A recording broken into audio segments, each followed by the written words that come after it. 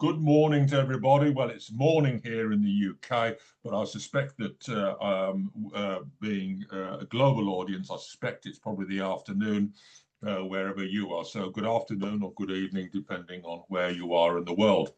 My name is Joe Skrakowski, and I'll just tell you just a little bit about myself so you know where I've come from and why I'm delivering this seminar. I'm a retired teacher. Teaching was my second career, actually. I was in industry. I worked as an engineer up until my mid-40s. Then I changed direction completely. I went to work. I retrained as a school teacher, and I spent 14 very happy years in a secondary school. I rose to become head of department, and I taught right throughout the age range from year 7, that's 11-year-olds, all the way to further maths A-level. As I told you, I'm retired now. My last teaching job was actually in a college of further education, which was totally different from school. The college where I taught at was a vocational college. So the college prepared students by training them to be hairdressers, carpenters, electricians, health and social care, and the hospitality industry, etc., etc. Many of these students, in fact, most of them, were not academic, and many of them had failed to reach either a grade C at the time, or now obviously a grade 4, GCSE in English or maths. So you can imagine how delighted they were when they finally escaped from school and they got to college and they were told they had to spend 3 hours a week doing English and 3 hours a week doing maths. It's quite difficult motivating a hairdresser and teaching her that collecting up like terms is going to be useful to her in her career. However, I did enjoy my work at college. It was quite difficult, but I really enjoyed it, and the students were fantastic. And I retired pretty much when COVID started, so I called it a day at that stage. So that's pretty much my teaching career. As an examiner, I have done loads of jobs. I've been an ordinary examiner. I've marked pretty much every A-level module, further maths modules. At the moment, I'm a principal examiner on international A-level pure. Being a principal examiner means that I manage the marking process. So if I'm in charge of, for example, P2, then I would set up the online marking system. We call it ePen. I would set that up and manage the teams of examiners who are going to mark that paper.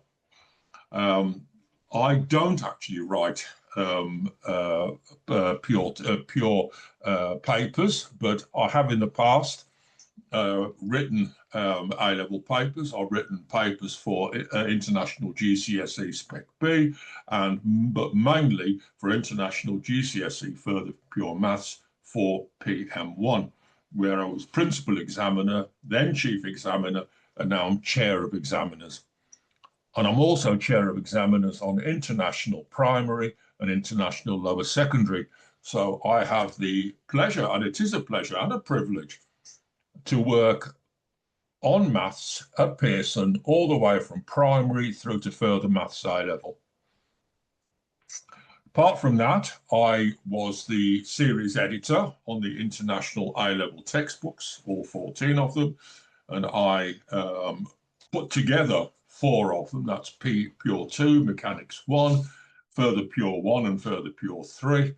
I wrote at least 1 chapter in each book, and I edited the series of 14 textbooks.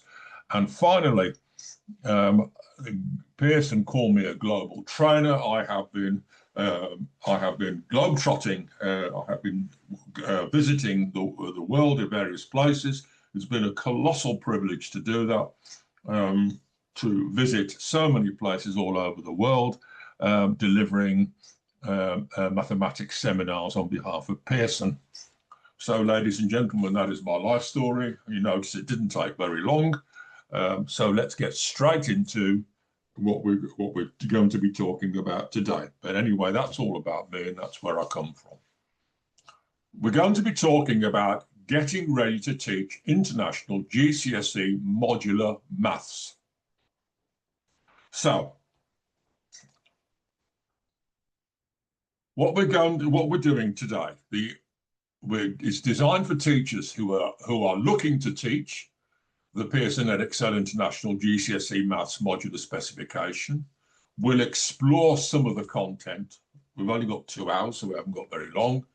We'll look at assessment objectives, very important, and how they lead the way to how examination questions are designed. You'll be looking at some examination questions. You'll be looking at some questions and looking to just have a quick analysis of them, how they're put together. We'll go through mark schemes, we'll look at examiner reports, and we'll look at planning a course of study to make sure that you cover the entire content. It's a bit difficult networking and discussing best practice, but I'll share my ideas with you. And if anybody's got anything in the chat they want to put in, then by all means, please feel free to do that. Right, so welcome to Pearson. We're the world's leading learning company, and as the UK's largest awarding organisation, best placed to deliver qualifications aligned to the British educational system. You can be absolutely confident and secure in the knowledge that international GCSE and indeed international A-level is every bit as equivalent to home GCSE and home A-level.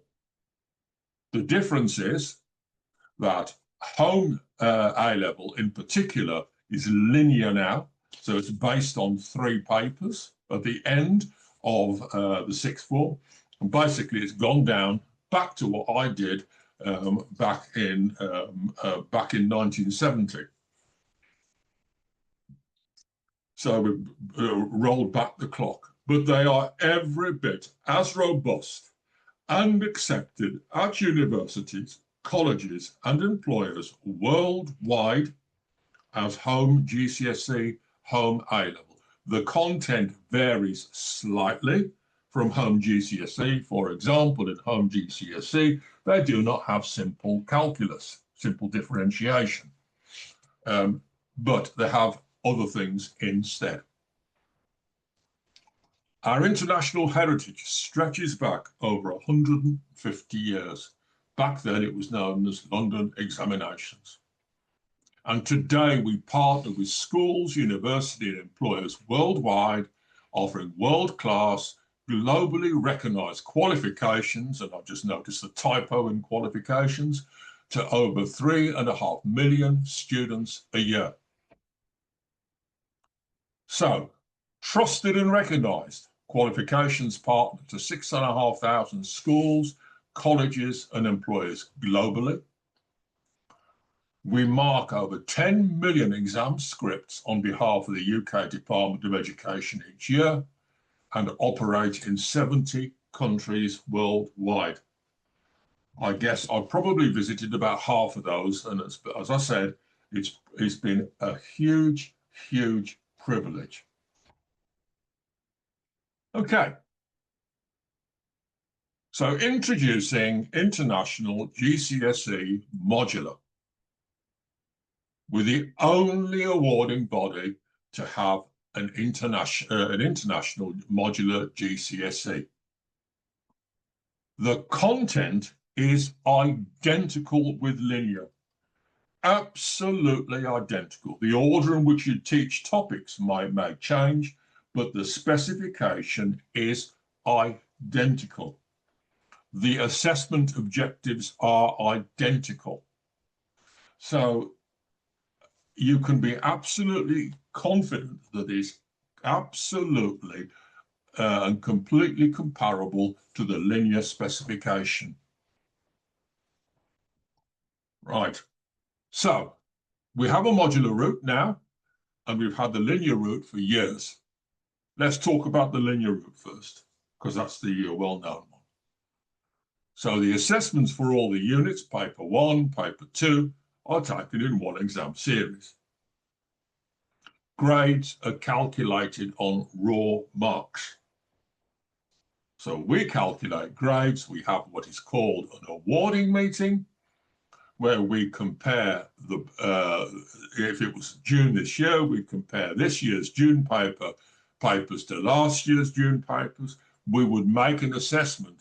Is the paper slightly easier? Is it slightly harder? And then we would make a judgment together with all the statistical data that we have to recommend a grade boundary. If a student wants to reset the linear route, they have to do paper 1 and paper 2 in one exam series. And the student sits the paper in June, the paper is marked, and the grade is awarded in August. That's the way it works. The modular route. Unit assessments can be taken over multiple exam series. The grades are calculated on raw marks, which are then converted to a UMS scale, the Uniform Mark Scale. I'll show you that later. And students can reset individual units in any exam series. We have to use a UMS scale because we have to be, and you have to be confident that if a student gets a grade A in this series, if they reset it and they get a grade A star, they're directly equivalent. So an A star is obviously a higher achievement than an A. So we have to be confident, you have to be confident that the grades that we award are going to be absolutely equivalent. And once a student has all their unit results, they cash them in, they cash in these results for their grade exactly the same as they do at A level. Now, the modular route isn't for everybody, isn't ideal for everybody, and the linear route isn't ideal for everybody. So, for example, if I was still working in a school, I would suspect that my very able top sets would definitely prefer the linear route. They do paper 1, 10 days later, 11 days later, they do paper 2. They know that there's absolutely no need for any reset because they know they're going to get scores in the 90s, very happy, all done with, happy days. Students who don't find maths so easy may find the modular route is friendlier to them. So it's not for everybody, and so I suspect that a number of schools will be offering modular for some students and linear for others. That was my own gut feel. Unfortunately, in the UK, schools are not able to offer a modular course. They have to offer linear. That's what the law says, and that's fair enough. So how does this work? We've got Unit 1 and Unit 2. We still offer foundation. We still offer higher. On foundation tier, it's a 2-hour exam, 100 marks in total. On both papers, each paper is exactly half of the award. Exactly half of the award. Unit 1 is half of the award. Unit 2 is the other half of the award. The grade range is from grade 5 down to grade 1, where grade 1 is the lowest achieving grade, grade 5 is the highest achieving grade. On higher tier, once again, we've got 2-hour papers, paper Unit 1, Unit 2. Each has 100 marks. Each has a weighting of 50%, so each is half of the total award. However, on the higher tier, the grade range is 9 to 4, and you'll notice that's 6 grades. So that's 4, 5, 6, 7, 8, 9. we will allow a safety net of a grade 3. There are no grade 3 questions on the higher tier paper. That is merely a safety net of a window of a few marks. For each unit exam, a formula sheet will be included. That's page 2 of the examination booklet. We allow the use of a calculator. Students can use, for example, class whiz, something like that, which I particularly like. I've got a class whiz, and students are also allowed to use graphical calculators, but they obviously need to be taught how to use them. I've got an ancient, antique Texas Instruments TI-81, and it still serves me very well whenever I need to use it.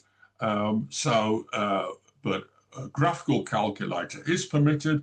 The calculators that are not permitted are the ones that have data banks, the ones that have symbolic algebra, the ones that connect up to the internet. Anything like that is not permitted.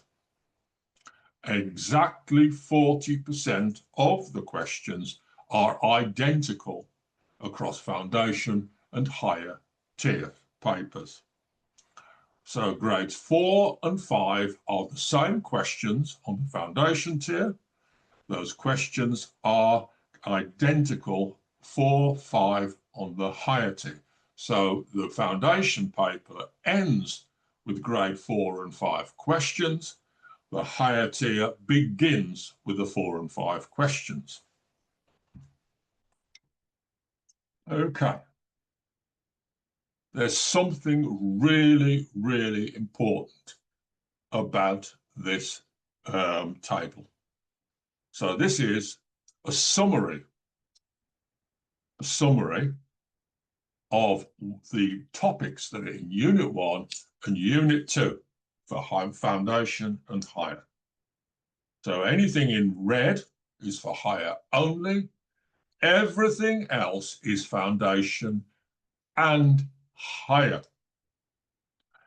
Please note carefully that higher tier international GCSE mathematics assumes all knowledge of the foundation tier. Basic number skills, odd numbers, even numbers. Clearly, on the higher paper, there is not going to be a question. Here is a set of numbers. Part A, write down a prime number. Write down the factors of 12. That sort of question is not going to appear on the higher paper, obviously. But the question could be, show that the sum of the squares of 2 consecutive odd numbers is always even. And here we have odd numbers, even numbers. So that would be a grade 8 or a grade 9 question on the higher tier, something like that. But it is assuming knowledge, the basic knowledge that it is the foundation paper. I'm going to just be quiet for a minute or so and just let you read that for yourselves.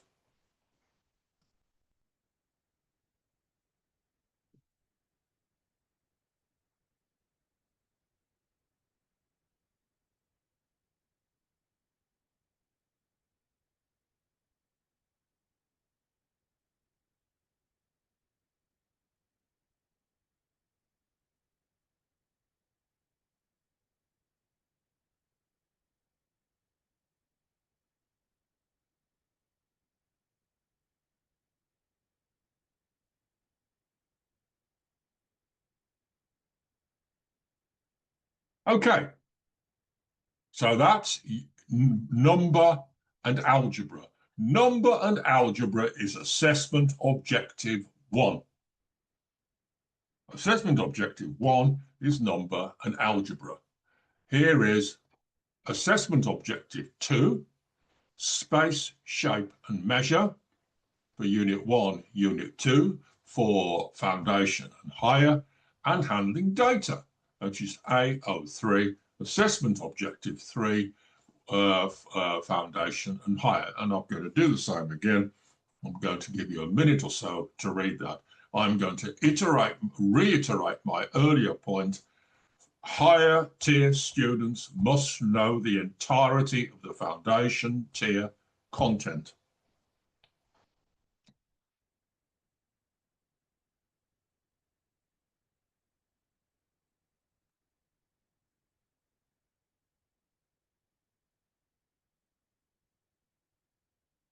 Okay, so that means that if you do the modular course, or students do the modular course, they are going to know what is going to come up on Unit 1, what topics will be tested on Unit 1, what topics will be tested on Unit 2.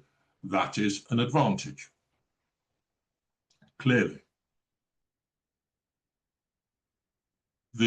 But the content itself is absolutely identical to that of the linear route. Absolutely identical. Okay.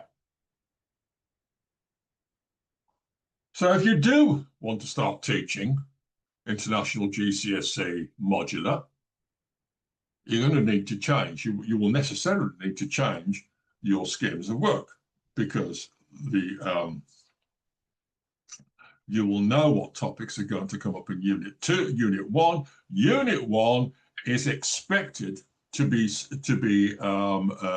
attempted before Unit 2. That's the intention of it. The same topic will not be tested on both papers. That is not going to happen. Now, to support your planning and teaching of the course, we have course planners, editable schemes of work, and the Getting Started Guide. The editable schemes of work are particularly useful to you because we publish them in Word. So on a practical note, when I was at college, college insisted that we use their paperwork, their pro formas for schemes of work, which all had to be in the college, didn't matter what subject it was, whether it was electrical engineering, or whether it was mathematics and English, we had to use the same pro forma for the scheme of work. But it was dead easy for us, because all we did, we just copied and pasted from the Edexcel editable scheme of work, copied and pasted it into the college's paperwork.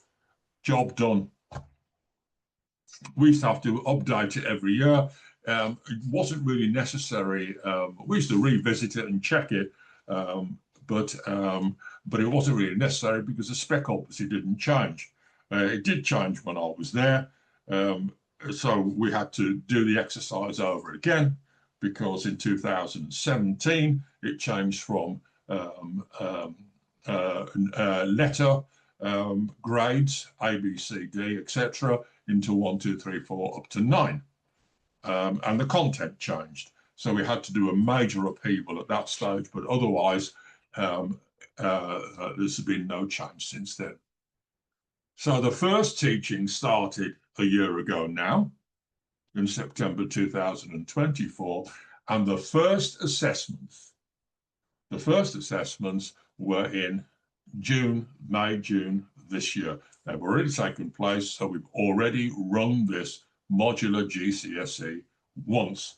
I will tell you that it has proved to be extremely popular all over the world.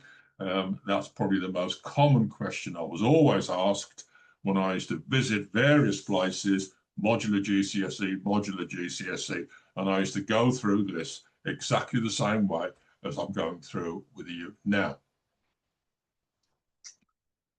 You can see this is the modular paper.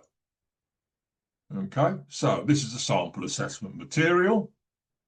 The front of the paper is exactly what a student would expect. I'll go through that in detail later in this presentation. The formula page, that's the foundation formula page. I'll go through that in detail later, later this morning. And the style of the questions is also identical. And I'm going to draw your attention to something about this. We always start the first sentence in the examination paper is telling the candidate how many questions there are. These are instructions. Answer all 25 questions. Write your answers in the spaces provided. We generally give more space than a candidate needs. Generally speaking, more space than a candidate needs to answer the question, and you must write down all the stages in your working. As I used to tell my students at school, who did used to listen to me mostly, and I used to tell my students at college, who sometimes listened to me, how do you tell the examiner what you're thinking? How do you tell them what's in your head? You write it down for the examiner. You are expected to demonstrate what you're doing. I've got 3 children, and my 2 sons, my daughter's the eldest, but my 2 sons, my younger one is a civil engineer. He's been working on the high-speed rail project in the UK for the last 10 years. And my older son is an actuary who works for an insurance company. If they do any project work, they have to demonstrate evidence any calculations they use. So we're only emulating real life by asking students to show their working. That's what they have to do. If you once they get into the place of work, they will have to be able to justify where they get their calculations from, whatever they do. If they've got a little business and they're producing their accounts, they have to justify where they got their accounts from, their numbers. They have to prove it. That's the way the world works. Let's have a look at this in slightly closer detail. So, we've got part A, B, C, D, E. The value, the number of marks allocated to part A is shown under the answer line. It's a 1-mark question. It's a write down. If a question has got 4 marks there, that means there's going to be a lot of work to do. But a 1-marker, it's either right or it's wrong, and it's a write down usually. We write the total number of marks for each question at the end of the question. Total for question 1 is 5 marks. We write that on every single examination paper, whether it's international primary or international A-level for the pure maths. That is common practice across every single paper in Pearson. So it is important for you to actually teach your students, go through this in class and explain what these numbers mean. If it's 1 mark, it means there isn't a lot of work to do. If there's 5 or 6 marks, we're expecting to see a lot of work. Okay. Resets for modular international GCSE. So learners can reset either unit whenever. Okay, whenever. If everything's cashed in and the grade is given, then they can't. But before that, they can reset any unit. However, there's a proviso. If a learner resets a unit more than once, only the better of the 2 most recent attempts will be available for aggregation. So if a student, if a candidate, sits unit 1 3 times and their highest scoring attempt is the first one, and they reset it a further 2 times, that score from the first attempt will be lost. Only the 2 most recent will be available for aggregation. We will hold results in our data banks for as many years as the spec remains available. And once International GCSE Maths Modular has been certificated, cashed in, all unit results are deemed to be used up. So they can't be used again towards a further award at the same level. Here's an idea of some tiering options. Can I say in the outset, there is no mix and match. A candidate cannot sit foundation paper 1, higher paper 2, and put them together for an award. It's all foundation unit 1, unit 2, or higher unit 1, unit 2. But this does give the flexibility, because some students at school are obviously foundation, some students are obviously higher. It's that group of students in the middle, that grey area. When I first started teaching, we had something called an intermediate GCSE. We had foundation, intermediate, and higher, and it was dead easy then. That's grey area. It wasn't a grey area then. It was they did intermediate. That was it.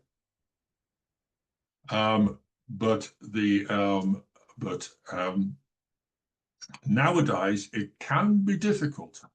It can be a difficult judgment whether to put a child into higher or foundation. So you have options.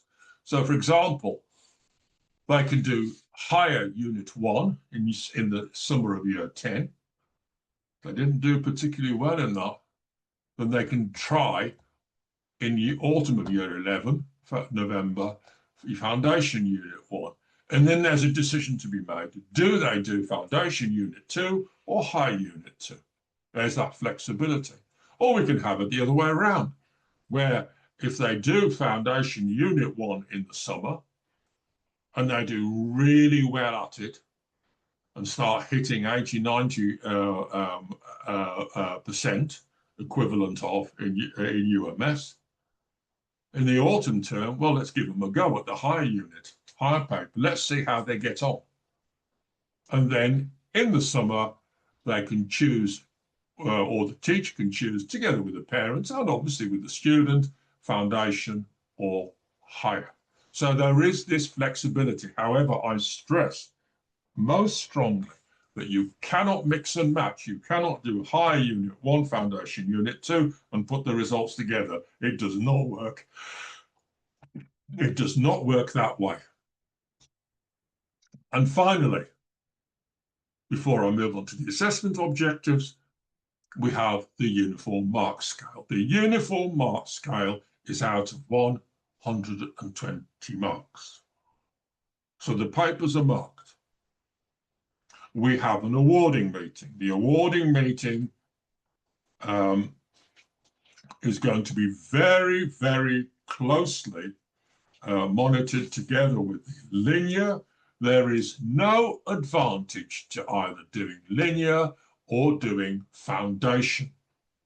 It is absolutely not the case. Oh, I think I'm going to get a higher grade on modular, or I might get a higher grade on linear. Absolutely not. They will be absolutely equivalent.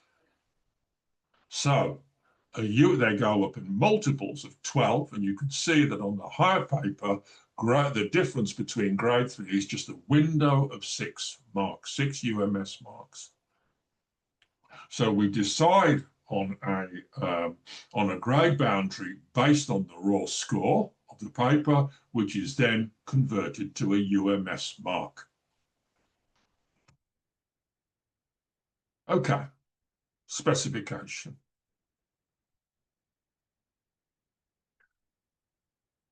So in Edexcel exams, this means that the spec contains details of the mathematical facts and skills that must be learnt. We call this the content. The way in which a student will have to demonstrate what they have learnt, and we call this the assessment objectives.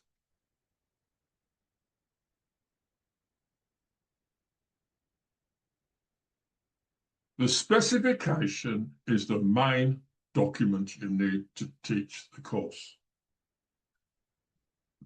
Every single teacher should have a file,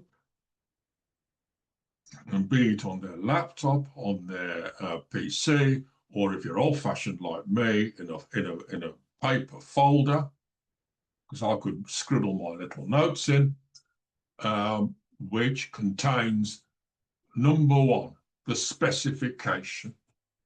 The specification is your go-to document. It outlines the aims of the course, the content you must cover, and all the information you need about assessing your students. It contains information for your examination officer. It contains every single thing you need about the course. And a copy is available on our website. I'm not sure whether you've got one in your online pack, but certainly it's on the website. Very, very easy to find. Every single teacher must have a copy of this document. It is very easy to miss things out or to teach things that are not on there. Now, I'll give you an example of that. At college, it was policy the powers to be decided that as soon as students came in, they came in from school into college, the first thing we'd do is give them a past paper to give them a baseline score. I personally didn't think that was necessary. We had their baseline because we had their GCSE results, but the powers to be decided, and I'm very humble, and I did as I was told, which is fine. One question on the foundation paper, it had a pair of lines. X plus y is 12, and another line, 2y is equal to something or something. And then they were drawn on the grid. And then underneath, it said, solve the simultaneous equations, x plus y is equal to 12, and whatever. All students had to do was identify the intersection of those two lines. That's all they had to do, and write down the coordinates for 2 marks. B1, B1. That's all they had to do. Nobody was able to answer that question. It is as crystal clear in the specification. Students are on their home GCSE. It says very clearly, students should understand that the solution of simultaneous equations is the intersection of 2 straight lines. They did not know that. And because they hadn't been taught it, not their fault, they hadn't been taught it, therefore they hadn't. And that's clear that whoever had, well, it was all of them pretty much, whoever had taught them hadn't looked in the spec, because it's crystal clear in there. You must have a copy of the specification. The specification is not the textbook. Even if the textbook has been written by Pearson, even if the textbook has been written by me, the textbook is not the specification. The other crucial document that should be in every teacher's tool chest is the SAMs, Sample Assessment Materials, and that is every bit as important as the spec. The SAMs are examples of question papers, the mark schemes, and show the question types, the language of the questions, the command words used in the examinations, the mark allocation that's going to be allocated to various parts of questions. And the mark schemes show how they're going to be marked by examiners. Mark schemes are a very important resource for teachers, and it is really important that you as teachers know how to use them. The mark schemes are not just for examiners. The mark schemes are for you, for teachers as well. We base all our future papers and assessments on the sample assessment materials, and indeed, we have to, so when a paper is being signed off, we have to sign a declaration that the paper conforms to the pre-release material, in other words, the sample assessment materials. Every single teacher should have a copy of these two documents in their tool chest. Here's an example of the content. So, for MA1, whether it's linear or modular, doesn't really matter. The content is identical and it's arranged into 6 broad topics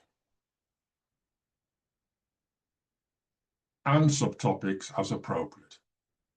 As a minimum, the content, all the content must be taught in each tier.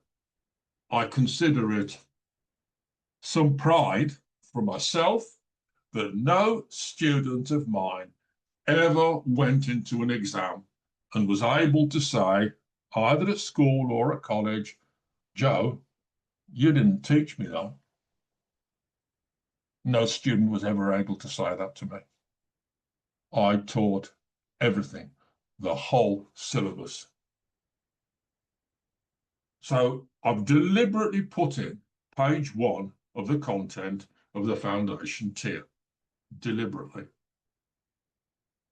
because higher students need to know this. If the word is in the spec, we can use it in the exam.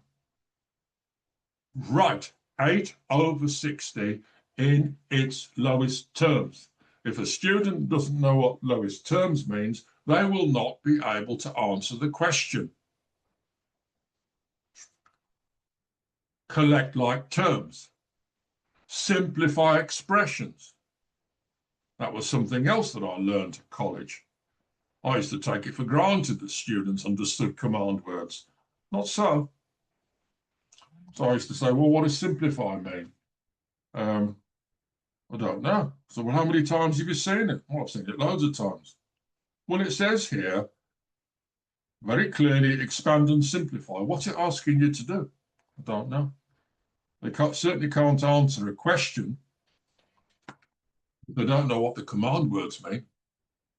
Prime numbers, prime factors, common factors, odd, even, prime, integer. Understand and use mixed numbers and vulgar fractions. Now, there's an old-fashioned word. I remember that word from my primary school from when Queen Victoria was a little girl. But it's in the spec. We can use it in the examination. Okay. Assessment.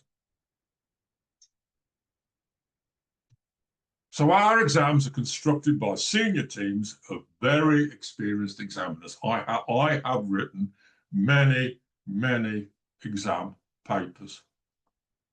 So we consider content, the assessment objectives, which are fixed from series to series, problem solving and mathematical communication, so in other words, mathematical reasoning, mark schemes. When we write a question, you write the mark scheme at the same time.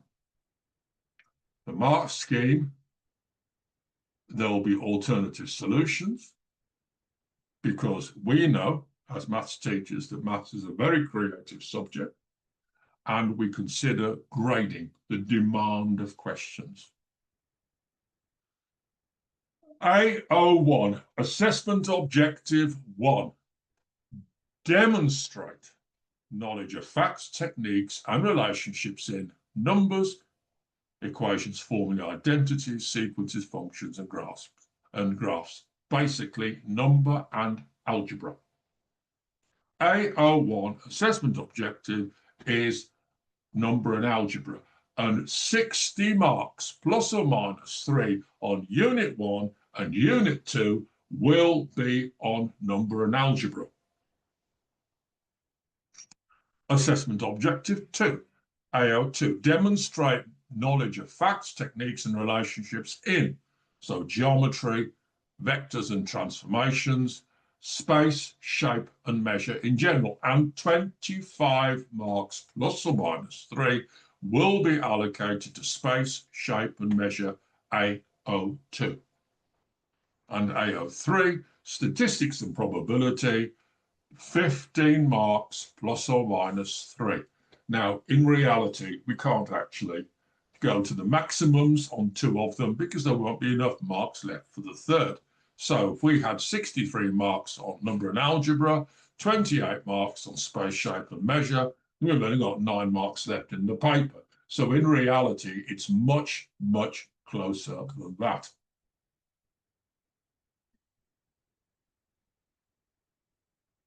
It is absolutely not the case that Unit 1 contains all the number and algebra, and then Unit 2 contains whatever's left over from number and algebra, and then space, shape, and measure and data handling. It doesn't work like that.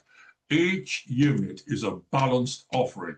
Each unit has 60 marks for number and algebra, 25 marks for space, shape, and measure, 15 marks for handling data. So of the overall award, we have, as you can see on this little table, 28.5 to 31.5% of AO1 on Unit 1, etc. So in other words, 60, 25, 15 on each paper, without exception. Now, AO1, can break that down a bit further because there is a difference between foundation and higher. So in foundation, the ratio of number to algebra questions is 3 to 2. So out of those 60 marks, 36 marks will be number, 24 will be algebra. However, on the higher paper, the ratio of number to algebra is 1 to 2, so the 20 marks will be on number and 40 marks will be on algebra. And the reason for that is quite simple. We want our higher students to progress to A-level, and we're going to help them to do that by putting more algebra in. When I was doing my what they were called O-levels at the time, I believe O-levels still exist in some boards, but it was a very, very long time ago when I did my O-levels.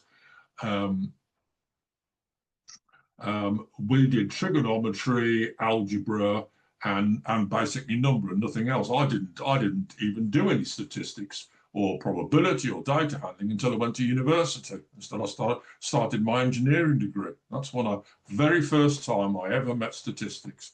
At A level, I did pure and applied. That's pure and mechanics. So for me, when I did it, O level and A level, I did O level and then A level, just a bit more of the same, but a bit harder. It's much easier. Right. Foundation papers. We assess as much of the content as possible in each paper, and questions can come from any topic area of the assessment, with the proviso, obviously, that in Unit 1 we will ask those, and in Unit 2 we will ask the topics that I outlined at the beginning of this presentation. 2-hour papers, 50% of the qual, targets 1 to 5, each has about 20 to 25 questions, has a total marks of 100, and allows the use of a calculator, and is ramped in demand.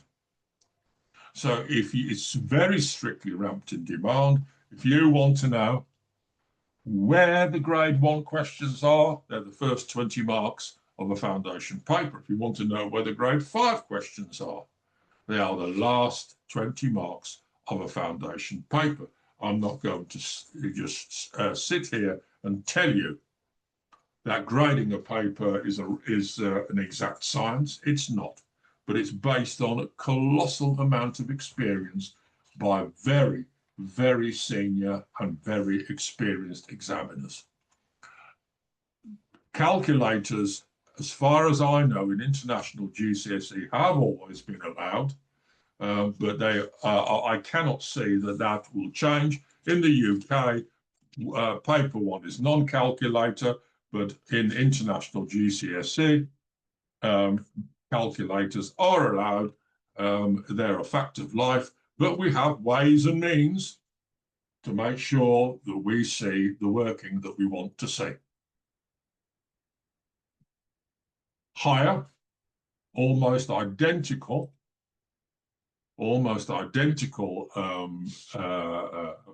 sheet, slide. So it's a 2-hour exam. Each unit is half the award. We target grades 4 to 9. Like I said, we allow a grade 3 as a safety net. Each has about 20 to 25 marks. Total number of marks is 100. Calculators are allowed on both papers, and once again, it's ramped in difficulty. So this time, the grade 4 questions are the first 20 marks. The grade 9 questions are the last 15 marks.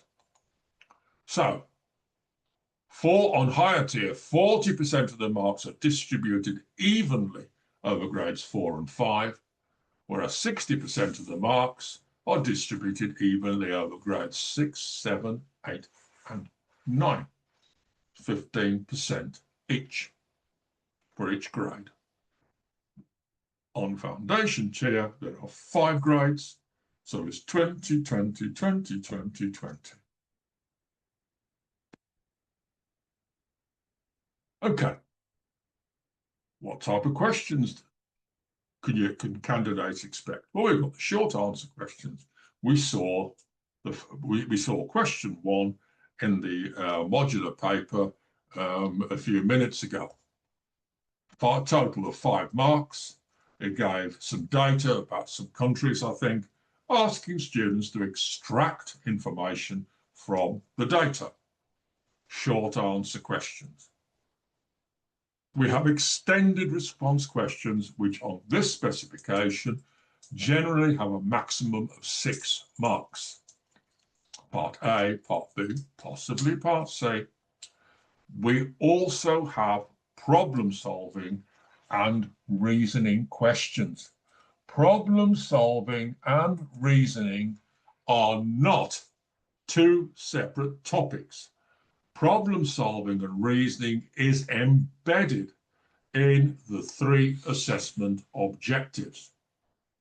So a problem solving question could be the plan of a floor. Candidates are given some information about the dimensions of the floor. Perhaps they're told that a tin of paint covers so many square meters.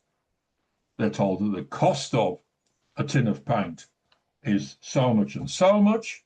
Students have to realize that a tin of paint can only be sold in whole tins, but they would be told that in the exam. How much does it cost to paint the room? So there you have a question on space, shape, and measure. That is what is known as a problem-solving question. Here's an example of a grade 5 question. Oh, on the face of it, it looks quite easy, but it doesn't say anything there.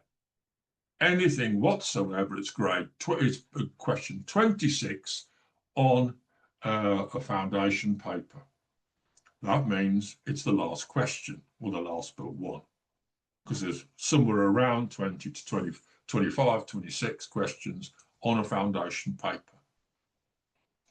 So here we've got a question, we've got a picture of a roof support, and that's a typical problem-solving question. I'm not going to talk too much about it because I'm going to ask you to do an activity in a minute from your delegate booklet on it. Here is a grade 8 question. This isn't problem solving. It's a straightforward application of a well-known procedure. X is 5 minus y, or y is 5 minus x. Square, substitute. Form a three-term quadratic in x or in y. Solve for x or solve for y, whichever it is. And then with your two values of x, go and find the corresponding values of y. It says find the coordinates. We would actually allow paired values, provided it was clearly paired.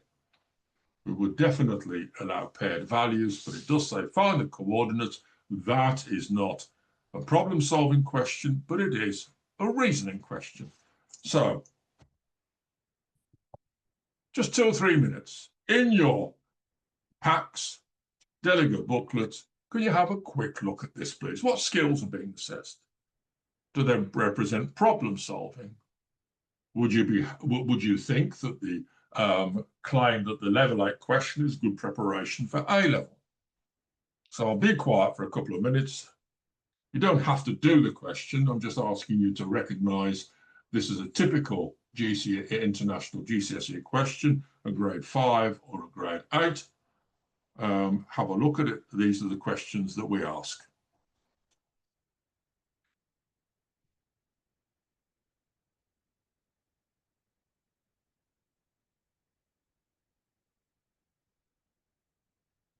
Oh, my goodness me, what have I done here? Oh, oh no, got it back. My apologies. Right, sorry.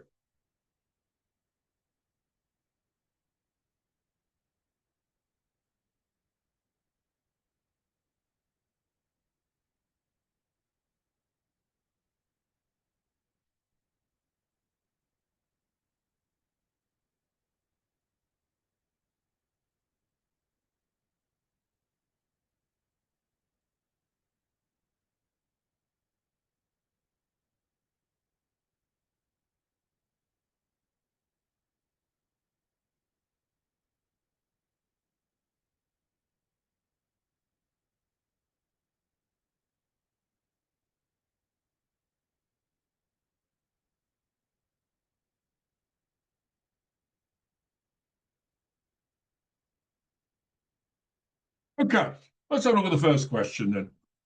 So I'm looking at, I'll go back to it.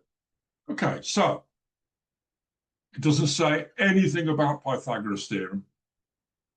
And a student has to realize that they have to apply Pythagoras theorem to do this question. That's probably what makes it slightly difficult, and it makes it a problem-solving question. There is no obvious method of solution.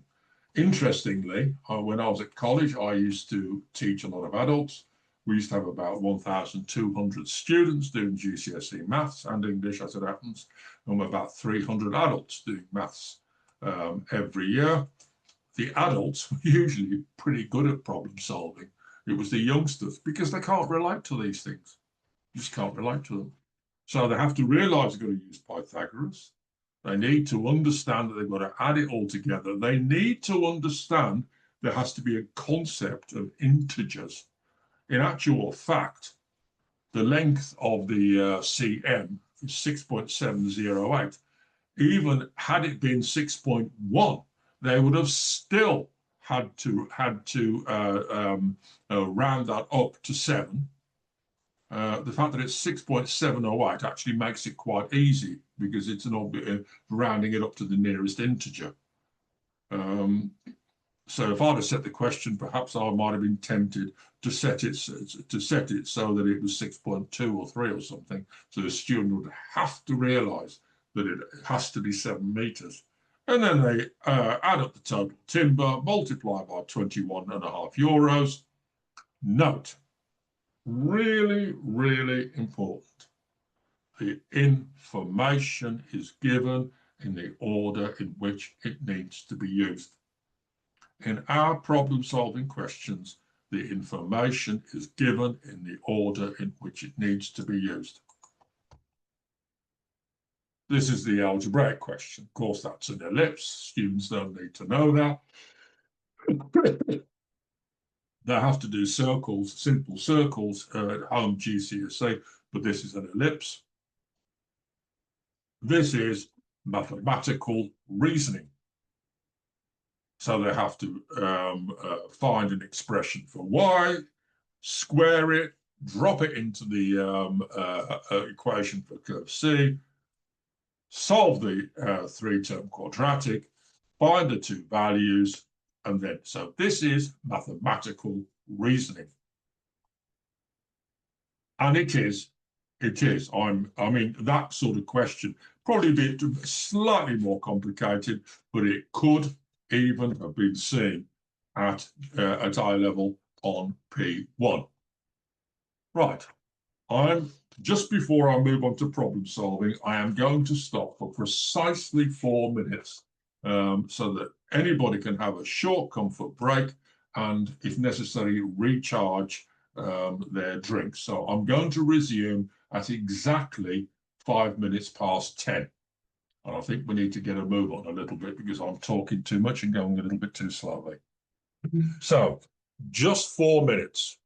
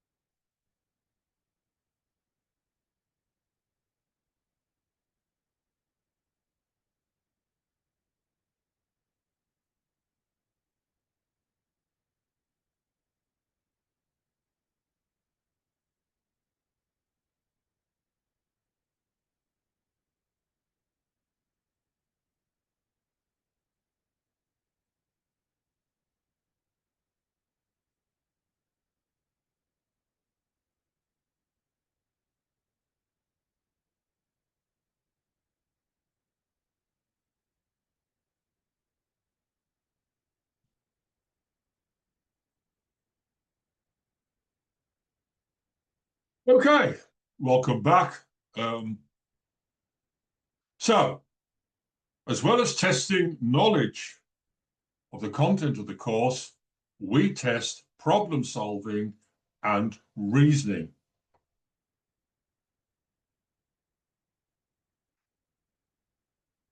And here is the number of marks that we allocate.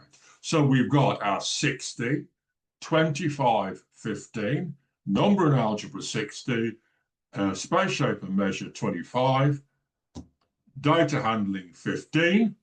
Within them, 25 marks on the foundation paper are going to be problem solving, 15 are going to be reasoning. So that's 40% of the overall paper will contain questions on either problem solving or reasoning. On the higher paper, 30 marks out of those AO1, AO2, AO3 are going to be problem solving, 20 marks are going to be reasoning. So let's have a look at a problem-solving question. I'm going to ask you to have a quick look at it and make a decision about it. But 450 students were asked how they travelled to school on Monday. Each student walked or travelled by bus or travelled by car or travelled by bicycle. Each student has just one method of travel. One of these students is chosen at random. The table shows information about the probability of each method of travel. We've now got some algebra introduced. Work out how many of the 450 students travelled by car. There is here a mix of AO1, number and algebra, and AO3, data handling. One of the criteria for a problem-solving question is that there are more than one assessment objective involved. It isn't the purpose of this presentation to discuss assessment objectives in detail, but that is one of the criteria. Here is another question. In the diagram, ABCDE is a regular pentagon. Angle AEF is 96 degrees. It should say there, diagram not accurately drawn. It probably does on the right-hand side, but it's been cropped because some students will attempt to measure it. Work out, not measure, work out the size of the obtuse angle FED. So it's about a grade 3 question. Show you're working clearly. This is a foundation question. And next activity, just have a work through the previous two questions, make a note of any issues that occur to you. So in other words, what makes it problem solving? What makes it reasoning? What sort of working would you expect to see? I'll give just a couple of minutes for that, just to have a look at that, please.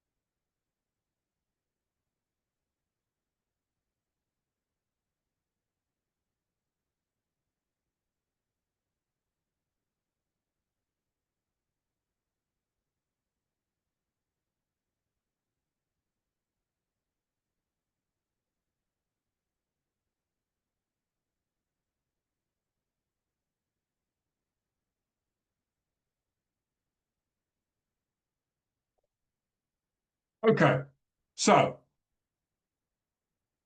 here's a possible plan for this. Students need to use the fact that the sum of probabilities is 1 to find x. So 2x plus x plus 0.2 plus 0.26 is equal to 1. Well, that means obviously then that 3x is equal to 0.54 and x is equal to 0.18. We need the probability that the student travelled by car, which is 0.36 then, because it's double the 0.18. And 450 times 0.36, I make as 162. So there's more than one operation involved, and the solution is not directly obvious.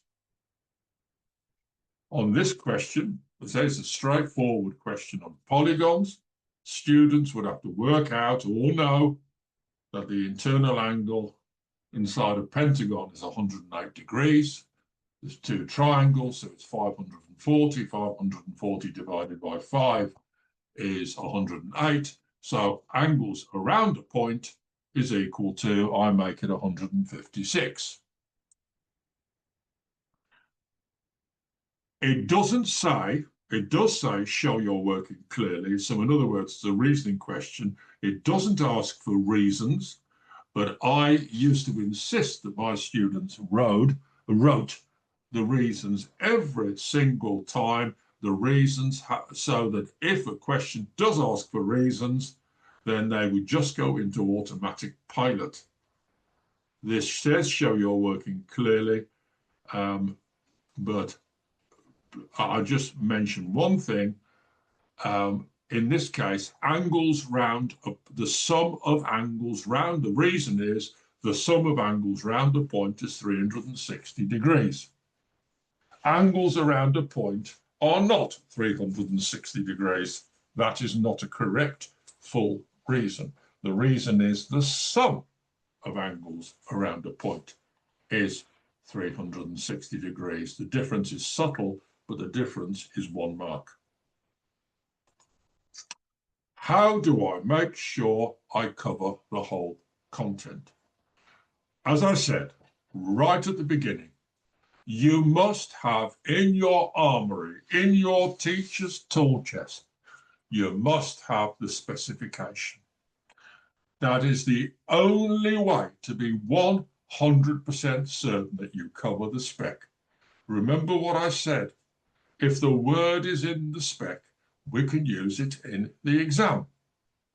So if we refer to a vulgar fraction in the spec, which it is in there, we can use that word in the exam. It's a very important point, that is. Very, very important point. We have year plans. We have lesson plans. Now, I must admit that I really liked the lesson plans. And even though I'd been teaching a long time, I was teaching for 7 years after my career in industry. I used the lesson plans and I used to refer to them, and I'll show you one of the lesson plans. Always worth a quick check. But the specification document and the SAMs are crucial. Now, I'll show you a year planner. The schemes of work are published in Word, can be adapted to your school. You may not agree with the order it says in the year planners. That's fine. But you know what's got to be taught in Unit 1. You know what's got to be taught in Unit 2. So obviously your linear schemes of work will necessarily have to change. Approved textbooks. We have approved textbooks that are written by experienced examiners, people like me. But the textbook, you do not have to buy Pearson textbooks to deliver our qualifications. I'm required to tell you that. However, they are curriculum matched, they are specification matched, and we have them available. But the textbook is not the specification. You do not work through the textbook, you work from the specification and use the textbook as a resource. Okay, what are the aims and objectives of this qualification? So whether it's linear whether it's modular, makes no difference. The Pearson Edexcel International GCSE in mathematics aims to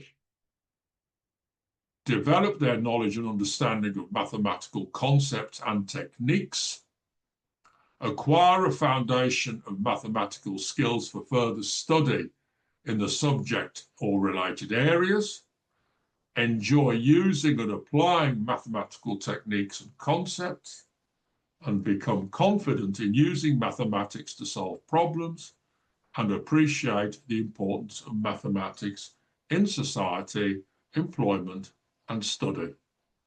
Mathematics, as you know, and I know, is embedded in pretty much every single thing that we do, in pretty much everything. So it used to annoy me tremendously when I used to sit at parents' evening and some parents would say to me, well, you know, I was never any good at maths. And I used to say to these parents, if you couldn't read, would you be as proud? So it's considered to be, some people think it's a badge of honor not to be good at maths. But if you reverse it and say, well, if you couldn't read, would you be just as proud? Well, obviously not. Anyway, once again, here is the specification. Students should be taught to. This is the content that must be taught. If the word is in the specification, we could use it in the exam. We could use that word in the exam. So we've got 3 columns. First column is the specification reference, 1.1, 1.2, whatever it is. Understand and use integers. Understand, place value, etc. Order integers. The word integer has appeared twice so far in the first 4 lines. Students have to understand what that word means. We can use that word in the examination. Here's a 2-year scheme of work. Now, this has been produced by experienced teachers and examiners. It is not set in stone. It isn't what you have to do. It's a suggestion for you. You may not agree with some of these numbers, but the entire spec has been covered in these year planners. Everything here has been covered. Recognize and give the names of polygons. Know what the word regular polygon means. Interior, exterior angles. All the words that are used in mathematics, in the specification, all the terminology, we can use it all in the exam. Find the volume of prisms, cuboids, cylinders. Recognize the terms center, radius, chord, diameter. Find the circumference and areas of circles, semicircles. Find the surface area of a cylinder. Find the volume of prisms, etc., etc., etc. These words have to be known. All the terminology has to be known because we can use it in the examination. And here is an example of a lesson plan. Now, I had these little spiral bound booklets. I had my SAMs in one. I had my specification, another little spiral bound booklet at college, and a teacher at school. Every teacher, every one of my colleagues, I was head of department, every one of my colleagues had a file with everything at the side of their desk, which I was expecting them to refer to. As I said, I'm old-fashioned. I liked it on paper because I used to write my little notes inside it. So this is degree of accuracy, upper and lower bounds, which students often confuse with rounding. So they're quite happy if I say write down the upper and lower bounds for 10 centimeters, with an accuracy of 1 centimeter, they'll happily write the lower bound as 9.5 because that rounds to 10. But then they go and write 10.49. I mean, you've all seen it. You know what I'm talking, exactly what I'm talking about. Oh, well, it can't be 10.5, sir, because 10.5 rounds to 11. Yes, but we're not talking about rounding. We're talking about upper bounds. I mean, I used to use inequalities. I used to use it as an opportunity to teach inequality, because I used to say L is greater or equal to 9.5, but less than 10.5. And that used to help and convince them about the upper and lower bounds. So it's got opportunities for problem solving, reasoning, etc. It's got all the examples the students need to know. Very, very useful, these lesson plans. I found these lesson plans to be.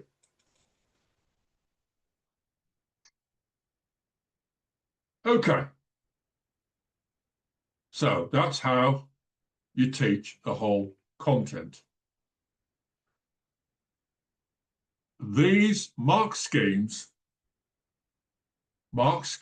and examiner reports are incredibly useful resources for you if you intend to teach this, this specification, or if you already do. One thing I used to do when I was in a classroom, I was delivering a seminar. Pearson liked to call it training. I prefer to use seminar because I never considered I was training anybody. I was just sharing information. And I'd ask for a show of hands. How many people here read examiner reports? I usually occasionally get 1, 2 people, but mostly nobody reads examiner reports. You need to read examiner reports. They are very, very useful documents. Please believe me, they are very useful documents. So, mark schemes. What is a mark scheme? Well, it's a very important teaching resource for you as a teacher. They give the answers to the questions. I suppose that's obvious. They often give a range of responses a student might give. They also advise markers of common errors, so look out for. Now, the example I'm going to give you is from A-level, but I think you'll take the point because I've just got it in my head because I was looking at a mark scheme on P2 the other day, and it just stuck in my head as a very good example. So students were asked to solve an equation, something like 2 log 2x minus to the base 4 of 2x minus 3 minus log to the base 4 of, say, x plus 4 is equal to 1. Something like that. And then they get 1 mark for applying the power law. So it's log to the base 4 of 2x minus 3 all squared minus log to the base 4 of x plus 4. And then they apply the subtraction law. So it should be log to the base 4 of 2x minus 3 over x plus 4. But what a number of students were doing, they were writing log to the base 4, 2x minus 3 all squared, divided by log to the base 4 of x plus 4, giving. So they would go on from there to write log to the base 4, 2x minus 3 all squared over x plus 4. That is a conceptual error. Yeah, so the mark scheme warned about that. Say, look out for that. We cannot award this mark if that is seen. Cannot, because that you can get the correct answer from incorrect work. We use mark schemes positively. I really, really don't like it when I hear people say, are you going to knock a mark off for that? I really don't like that. We do not knock marks off. we award marks. People would say to me when they found out that I was an examiner, years, oh, are you a lenient examiner or a strict examiner? My response to that is I am neither. I mark to the mark scheme. Only the mark scheme and nothing else. And they're an important resource for you as a teacher so you can see exactly how each mark is awarded and what it is awarded for, so that you can teach your students to show the necessary steps and not to miss things out.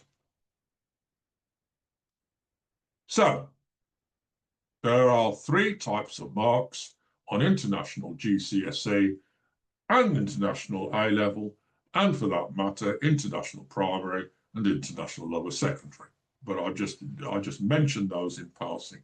But international GCSE, we have 3 types of marks, M, A, and B marks. An M mark is a method mark. If there is a single method mark, the method must be complete for the award of the mark. Solve the equation x squared plus 3x plus 2 is equal to 0.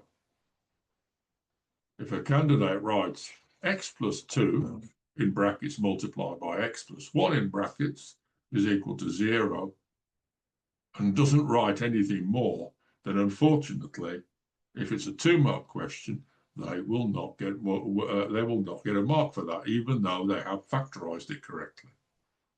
It has to be complete. A marks are accuracy marks, and they're awarded for the correct answer. The A mark is dependent on the M mark being awarded. If the M mark is not awarded, the A mark will not be awarded either. If the correct answer comes from incorrect method and the M mark is not awarded, despite the presence of a correct answer, the A mark will not be awarded. However, say there's a question on Pythagoras. One side is 4 centimeters, a very simple question, grade 3 question. The other side is 7 centimeters, and a candidate shows absolutely no working, and they give an answer. I'm just doing it on, which is not brilliant because I'm doing it on my phone. And they give an answer, and they're told to give an answer to 1 decimal place, and they give an answer of 8.1 centimeters for the length of the hypotenuse. No working. That's the only thing written on the paper is 8.1. Well, we would have to award the M mark there, even though we can't see any working. We have to. You can't guess 8.1. I mean, it's not possible. But my advice is always, every single time, show all working. B marks are independent marks, and they're awarded for a correct answer seen. You saw that question 1 at the beginning on the modular paper. Write down the country with the highest population, whatever it was. But B marks can be follow-through marks, and they sometimes are. Oh, what have I done? Oh, goodness me. Let me get rid of that. I want to go back. Oh, so there. I'm not sure what's happened there, but anyway. We do use other abbreviations. For example, FT means follow through. BOD, benefit of doubt. We don't often award that. There has to be significant evidence to award a benefit of doubt. ignore subsequent working, ISW. We will only ignore subsequent working if it does not contradict the answer given. We will not award the mark otherwise. Let's have a look at this question. So somebody, the exam writer, writes this question. We've got a right angle triangle. We've got a semicircle cut out. This is a question in June 2025 on the modular paper. It's question 4. So it's a question on the higher paper and the foundation paper, which means this is a grade 4 question. So we read the whole question. The diameter of the semicircle is 8 centimeters. Work out the area of the region shown shaded in the diagram. Give your answer to 3 significant figures. We are testing 2 things here. However, we would allow answers that round to 3 significant figures, as you'll see in a moment in the scheme. So let's have a think about it. Well, what do we have to do? Well, we've got to find the area of the triangle. We've got to find the area of the semicircle and then subtract the 2. Let's have a look at the, area of triangle, area of the semicircle, find the difference and write down the answer to 3 significant figures. So the examiner is going to be thinking about, well, that's a method, calculate the area of the triangle. That's a method, calculate the area of the semicircle. Write down the answer is an accuracy mark. So it's 3 marks to this question, which it was. And here is the mark scheme. So 15 times 20 divided by 2 is 150. Use of the correct figures for area of a triangle. It does say the first 2 marks can be awarded in either order. And then we've got the area of the semicircle. We're using the correct figures to find the area of the semicircle. Now, if we look at this carefully, the M1 is awarded for 15 times 20 over 2. It's not awarded for 150 seen. It's awarded for the method. So if a candidate wrote 15 times 20 divided by 2 is 160, they would still score that method mark. Equally, if they had pi times 4 squared over 2 is equal to 6 pi, for whatever reason, but all we need to see is pi times 4 squared over 2, they score the M mark. And finally, the answer is 125, and AWRT answers which round to 125. We will allow, for example, 124.9. So that's the question, and that's the mark scheme. The examiners decided there'd be 3 marks. There's 2 things to do.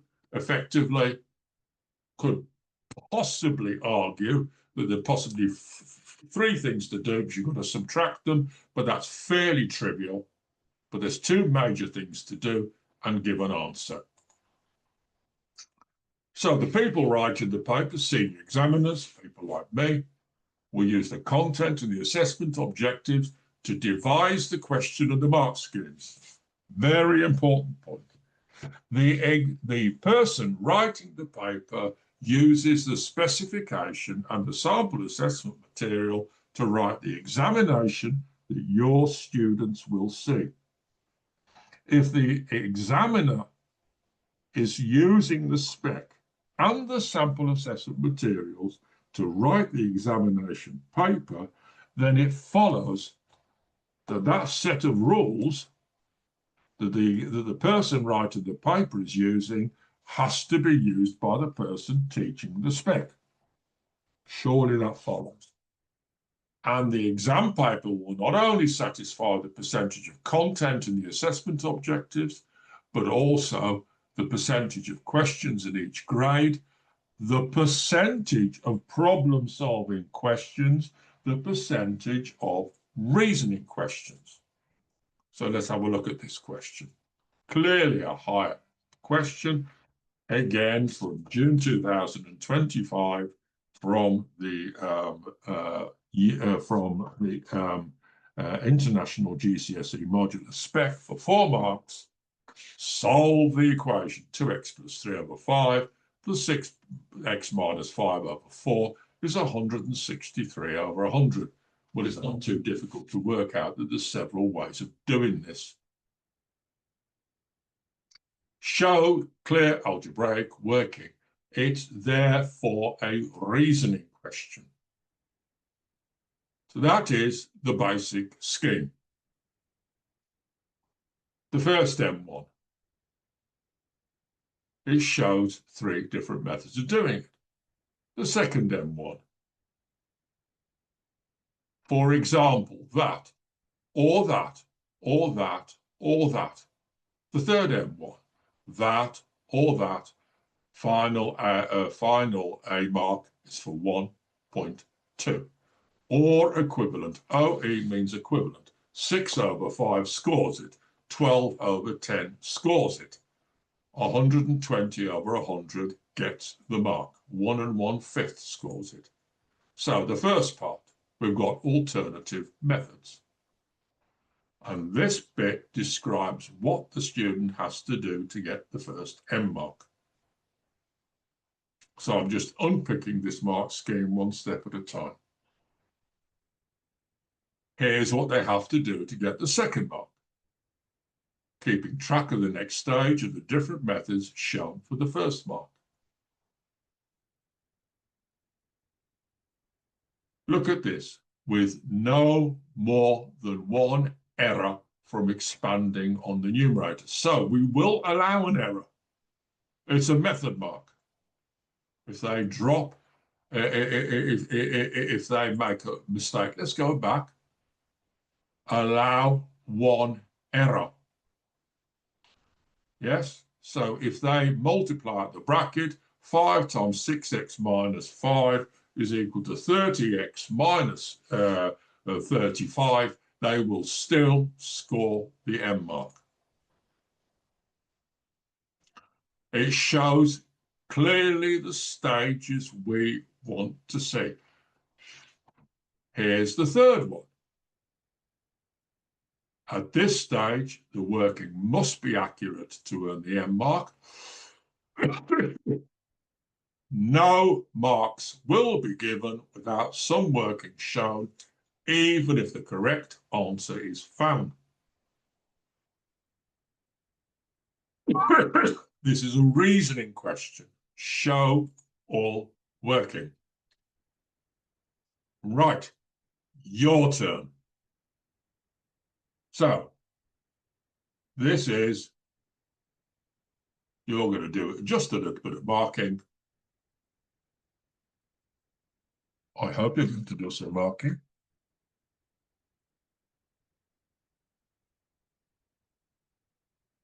Indeed you are. Right. Question 3 on the high paper, June 2025, modular. A, B, and BC are 2 sides of a regular polygon with n sides. Note, says diagram not accurately drawn, make no mistake how many students will attempt to measure angle ABC. Not that it's going to necessarily help them that much to get the value of n. Show your working clearly. It is a reasoning question. So here's the scheme. 4 marks. I'm going to leave the scheme up. And in your delegate booklets, you've got response A, which is an attempt by a student. And you've got response B, which is another attempt by another student. I would like you to have a go. I'm going to give you just 5 minutes for this because we are running slightly behind. And I'd like you to mark these 3. Now, when you see a mark scored, write M1. When you see another mark scored, it's another M1. and finally another M1 or whatever it is. Don't just say, don't just look at it and say, oh, I think that's 3 marks. That's not the way we do it. We award 1 mark at a time. Okay, just 3 minutes. I am running slightly behind and I don't want to fall too far behind.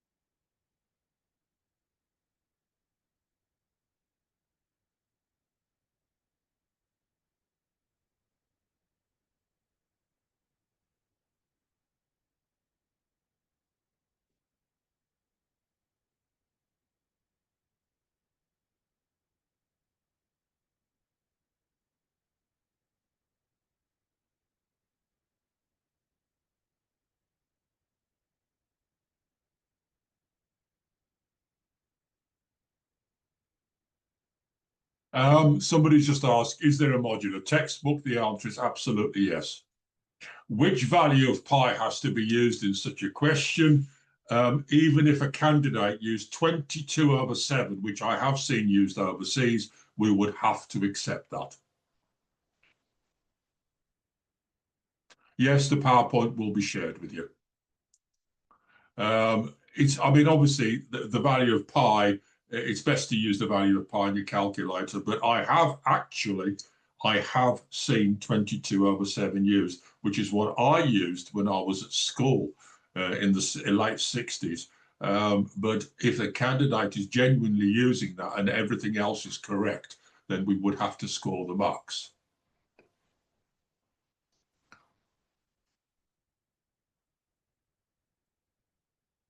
Okay, let's go through the marking.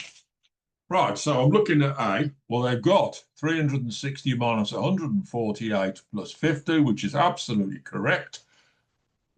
But they made a mistake and called it 165. The mark is awarded for the method, not for the 162. They've then used that correctly. They've used later, and they've used 165 all the way through. They've done everything. So they've, for a complete method, they've rearranged the equation to reach 360, and they've got the incorrect answer. But despite the earlier incorrect error, that's been followed through the whole way, so they get 3 out of 4 marks. Okay? Method marks are always follow-through marks. Response B is far more interesting. Now, they're using a trial improvement method, but in actual fact, they got 162, so that scores the M1. They are applying the formula 180 minus 162 in various ways. They've got it there. So on the, they are attempting, and the third line from the bottom, that scores that M mark. The method, therefore, then is complete. They have found and they verified that it's 20 with the angle of 162. That gets full marks. So I expect in the actual exam proper, there would have been clarification on that. Right. Examiner reports. I can't overestimate the importance of reading exam reports. They're so useful. Let's have a look at this question again. Right, so there it is. Let's have a look at the examiner report. Most candidates gain gain either 1 mark for the correct area of the triangle or 3 marks for a fully correct answer. The most common error seen was when candidates attempted to calculate the area of the semicircle, either using the diameter instead of the radius, using the wrong formula. Some lost the final marks due to premature rounding, leading to an area of 124 instead of the 125 expected. A surprising number of candidates used half AB sine C. That's very common. Candidates using sine rule and cosine rule in right-angled triangles. Often when this formula was used, it was used incorrectly, with some messy attempts at choosing trigonometric ratios to find one of the other angles in the triangle first. Here is the summary of the paper. This is advice to centres. Learn the suggested list of formulae provided and practice applying those provided on the formula sheet correctly. You are going to get a copy of this. I'm running short of time, so I'm going to push on.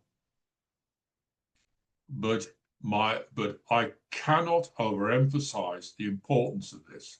Now, we actually really don't have time to do this, so I'm just going to share with you what I did at college, what I did at school.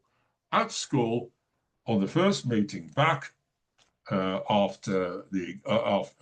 September, we used to set up a special meeting where we all had the examiner reports, and we used to put them on the screen and discuss them.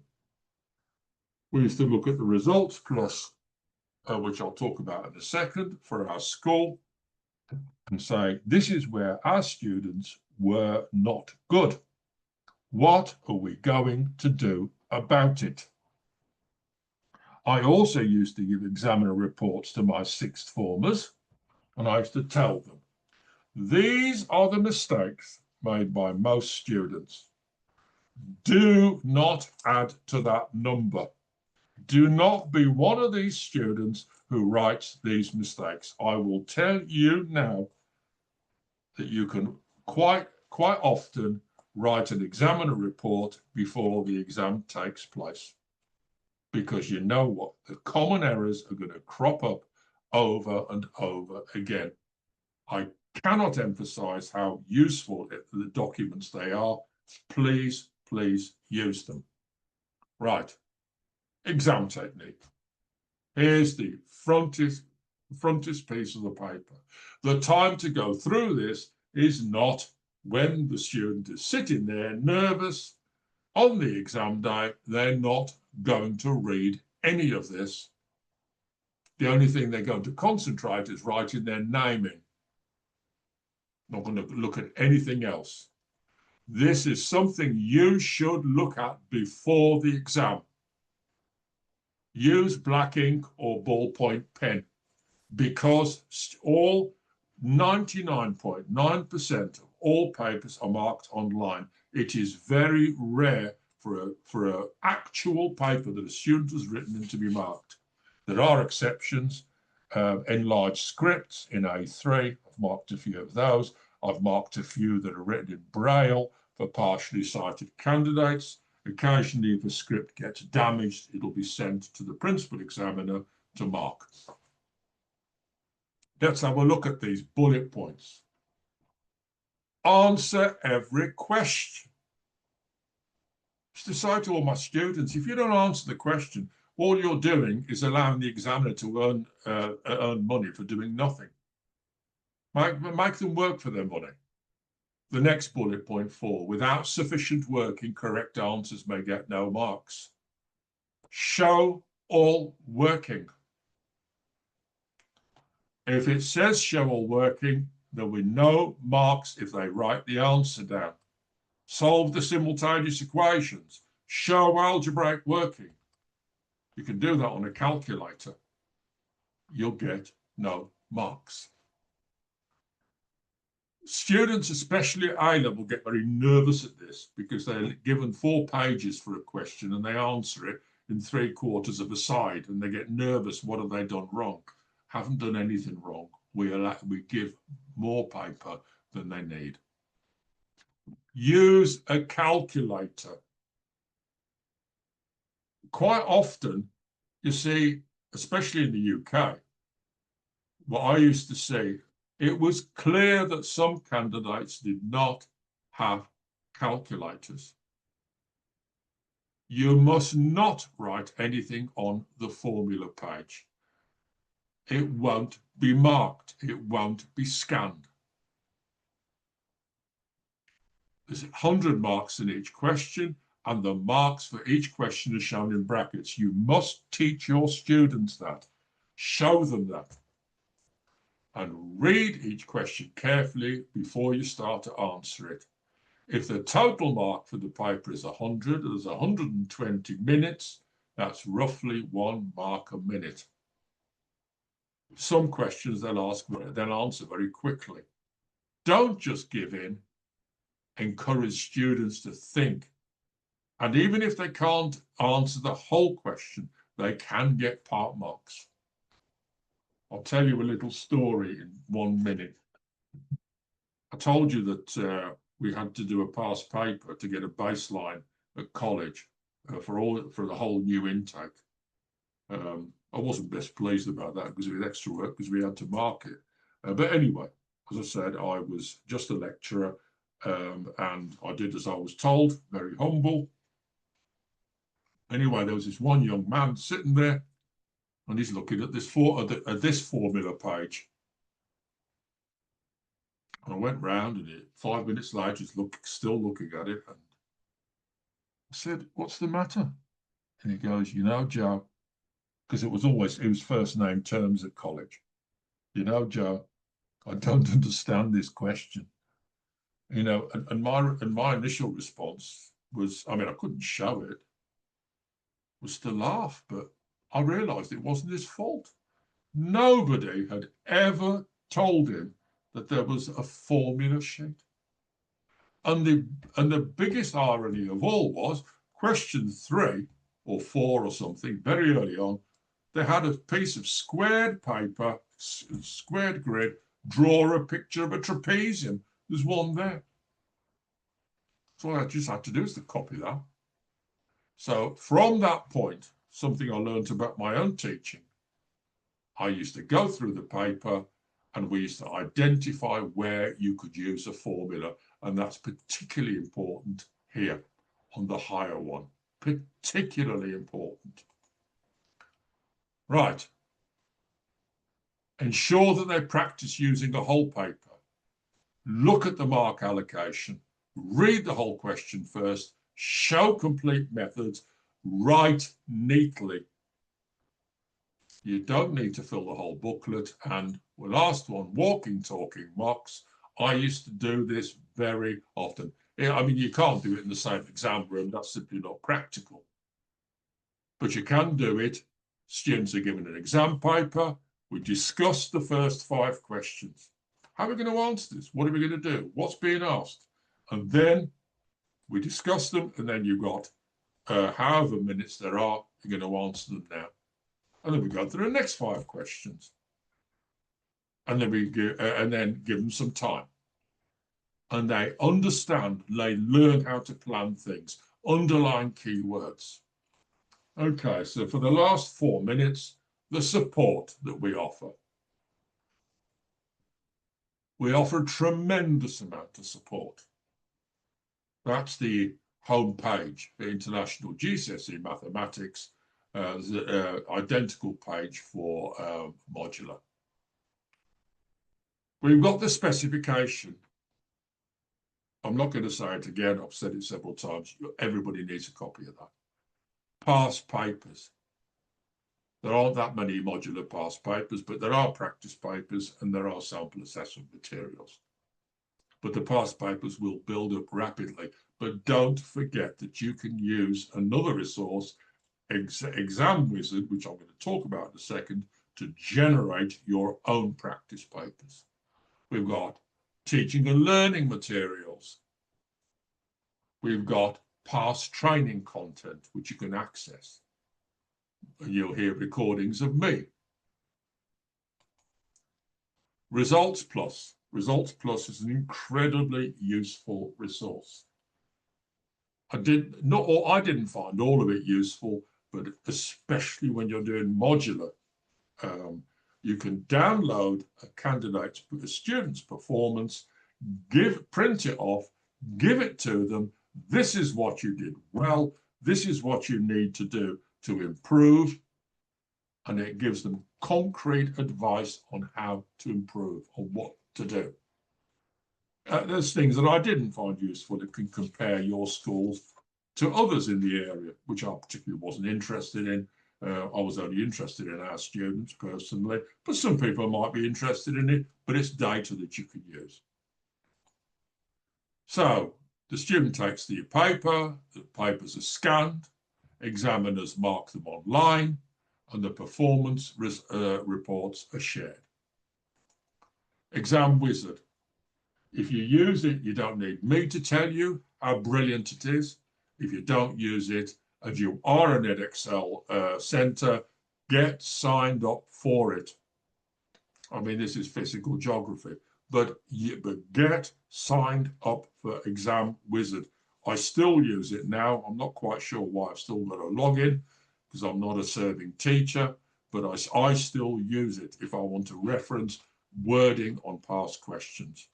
Absolutely brilliant resource, this. Access to scripts. Pearson gave access to scripts way before we were instructed to. And you can see exactly how your students' work has been marked. Exactly. And that's part of your examination. What you pay the board as your qualification fees, you get access to scripts. I did notice that our inquiries about results dropped dramatically once we gave this, because teachers saw that the papers were marked correctly. Here's the textbook. You don't have to buy it, but it is student matched. And there is one for modular. There is a modular textbook that's just been published, I believe. And finally, Mark Heslop. I find him an extremely useful colleague. Sometimes when I've been around the world, even in far-flung places, if I've emailed him and it's, I mean, obviously when I was in China and it was 8 or 9 hours ahead, it just simply wasn't possible. Sometimes when I was in Pakistan, which was 4 or 5 hours ahead, and I'd email him, I'd have an answer within the hour, and I'd be able to respond immediately there and then to the delegate who asked the question. So he heads up a team. It's not just him. He heads up a team, and is incredibly useful. There's the email. You will get the PowerPoint, so you will have this information. And ladies and gentlemen, thank you very much for listening to me. Thank you very much for all your attention. You put a few questions in chat. For the last few seconds, I'm just going to check if there's anything that I can. Is Exam Wizard a paid platform? No, it is not. Is there any attendance link for this workshop? I don't know.